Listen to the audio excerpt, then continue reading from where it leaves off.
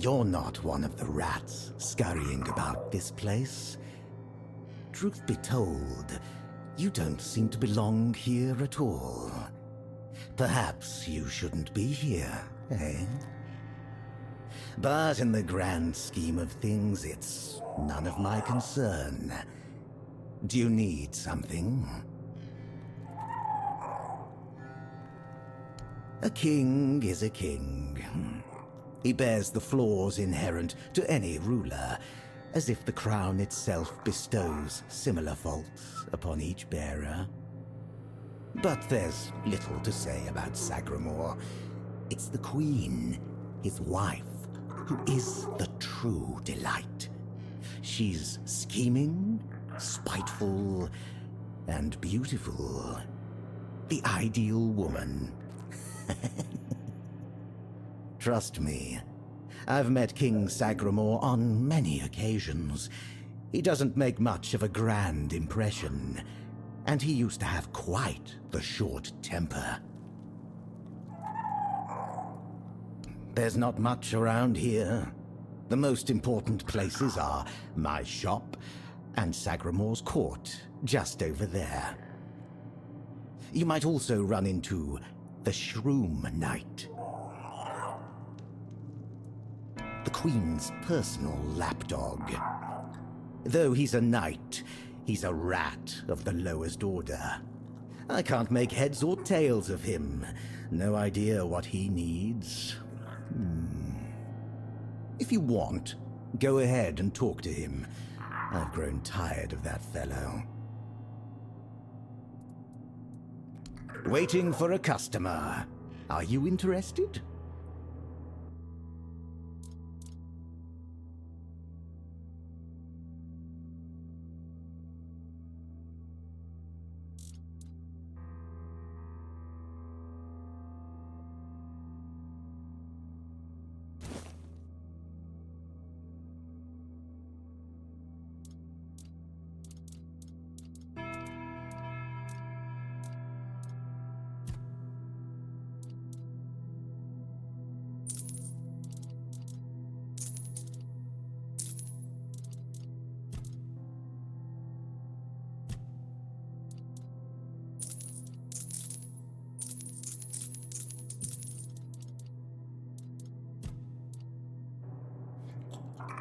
Name's Gatto.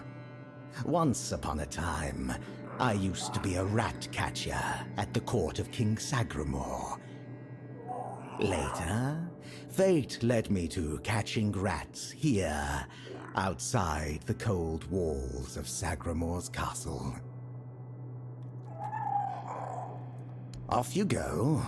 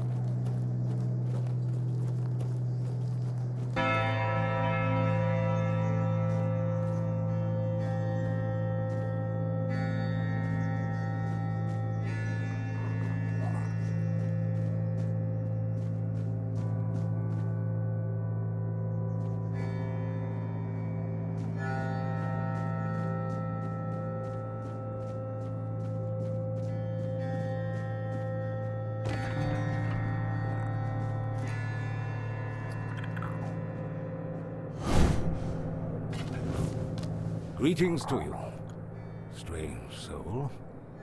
You carry a light that doesn't belong to the Sagramor's realm. You're not from here, are you? I fear, then, that you won't be able to grant me absolution, at least not yet.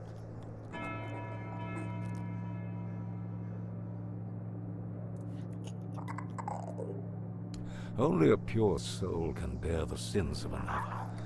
My soul was once like that. I thought it would be enough to... I don't know what I thought. I've been here for so long. Not just anyone's. I took upon myself the sins of my queen. I had no choice. I swore an oath of loyalty. But if I had known the weight of the queen's misdeeds... Sometimes I wonder if this is my punishment. A punishment for consorting with someone so corrupt. I don't know. I sought meaning in the All-Mother, pondered the truths of the Red Priests. I searched for a merciful God, but all was silent. Then I came here, for Sagramor, soon to be king, was about to ascend to the pantheon of demigods, and beside him stood the queen, as radiant as dawn, gentle as the light of spring. I swore to serve them until the end of time, yet she desired a true kingdom, regardless of the means. Next, there was the descent into the depths where we now find ourselves. This came to pass at the Queen's behest. How twisted and corrupted must one's soul be to desire something so dreadful, to rule alone over the world of shadows. I was stupid. Ah, that. It may be my only solace in this vale of tears. The fungus helps me keep my senses, attuning me to the rhythm of this forsaken kingdom, making me somehow understand. I feel the footsteps of the souls wandering above. I feel their ever unfulfilled needs and desires. The fungus conveys this to me quite clearly. Yes, and in a way, I accept the workings of this wretched place. I feel as though I am a part of it. It gives me some sense of belonging. And perhaps there is another future for this realm. Perhaps if we are all connected here, forming one single organism, it might lighten our burden? Who knows? Apparently, this is what the world looks like without gods. Everything that was meant to be born here was supposed to fulfill a beautiful mission. Instead, it became an endless wandering in the abyss.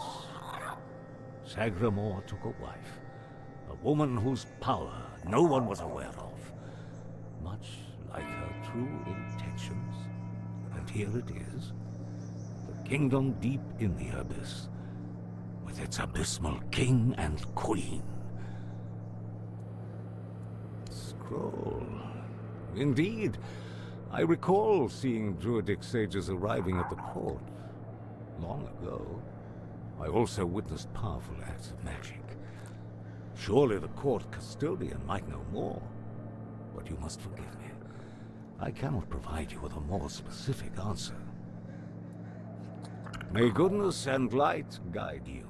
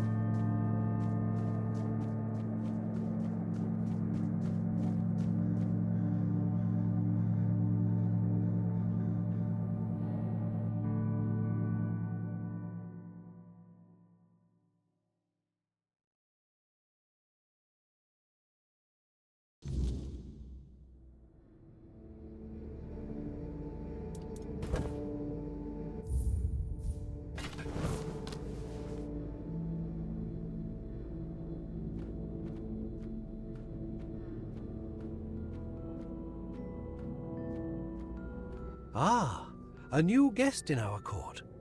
Welcome, stranger, to the humble halls of King Sagramore's castle. Are you here to seek an audience with the king and queen? Many are eager to see them, though most are the old regulars. I'm sure their highnesses will be pleased to see a new face. We haven't had many guests of late. Oh, no need to trouble yourself with me, my lord. I am but a simple custodian, a lowly servant of our gracious majesties. Though, if I had performed my duties better, perhaps there wouldn't be so much constant dying. Oh, it's no big deal. We live here in perpetual suspension. Time can't touch us, and it's all thanks to the Queen and her sisters, who decided that would be best for everyone. Well, as long as you don't sin against their majesties, then you might share my fate. Or that of Sir Stygander, who you may have encountered on your way to the castle. Loyalty, of course. Sir Stygander swore to our queen that he would remain faithfully by her side, and that he would take every sin of hers upon his shoulders. That was a very unfortunate pledge, as it later turned out. Now our brave and loyal Sir Stygander is atoning for sins that aren't his, but breaking his vows would be a sin in itself, requiring even more atonement. It's a no-win situation. But such is our fate. Well, I wanted to feel the softness of the royal bed. Yeah, no, don't look at me like that. It's not what you think. The Queen's honor is intact, at least where I'm concerned. But I happened to be in the chamber when King Sagramore appeared. He wasn't alone, and his companion wasn't the Queen. It was one of the Harpist sisters. But shush. The king didn't notice me, but the Queen caught on to my unease. She tried to force me to confess what I had seen. I think she suspected it involved one of the king's indiscretions. In the end, I was the one who paid for his sin. Oh well, it's the lot of servants to bear the burden of their lord's transgressions. Oh, I'm sure they will. But you might have to wait a bit. The king's schedule is completely full for the foreseeable future.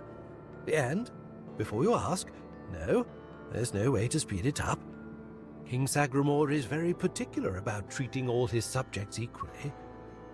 Unless you're aiming to become the court jester, there's not much I can do to help. Though, now that I think about it, perhaps if the Queen's sisters put in a good word for you, you might just get to the front of the line. Oh, that would be Miss Clare and the midwife.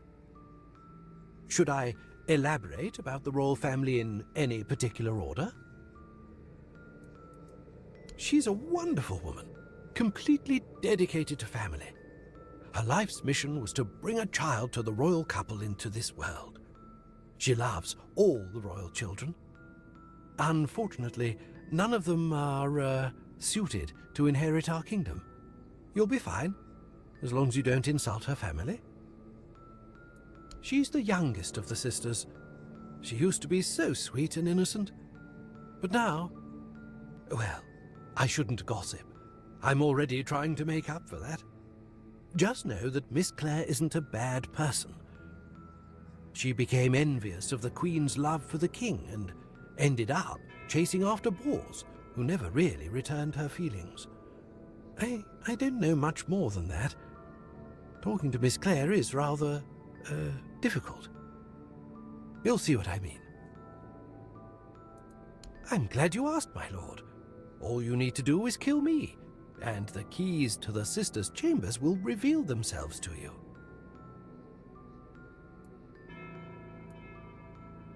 Exactly.